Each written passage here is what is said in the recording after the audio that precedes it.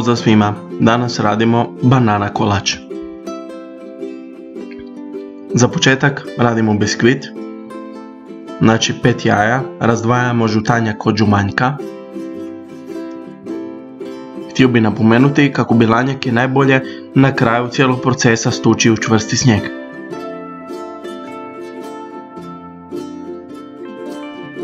U žutanjke dodajemo 10 žlica šećera. Ja sam stavio pola bijelog, pola muscovado. Miksamo dok se sastojci ne sjedine.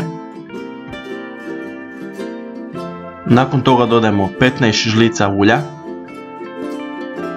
Opet miksamo. Pa 15 žlica mlijeka. Miksamo. Dodajemo brašno. Stavite pola glatko i pola oštro. Miješamo dok se sastojci ne sjedine. Nakon toga tučemo bilanjak u čvrsti snijeg. Dodajemo prstohvat soli.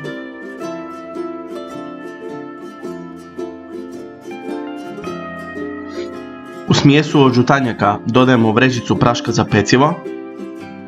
Ručnim mikserom lagano u prvoj brzini miješamo dok se sastojci ne sjedine. Nakon toga dodajemo postepeno bjelanjak i ručnom utilicom lagano istim pokretima miješamo dok se također sastojci svi ne sjedine.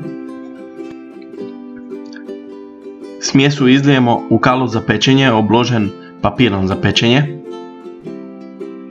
Nakon toga prethodno izrežene banane poredamo po plehu u smjesu. U jedan dio smjese naribamo malo čokolade. Ja sam stavio ovdje mliječnu i čokoladu za kuhanje. Izmiješamo. Te lagano prekrijemo preko banana. Kolač pečemo u prethodno zagrijenoj pećnici na 180 stupnjeva, cca nekih 30 minuta.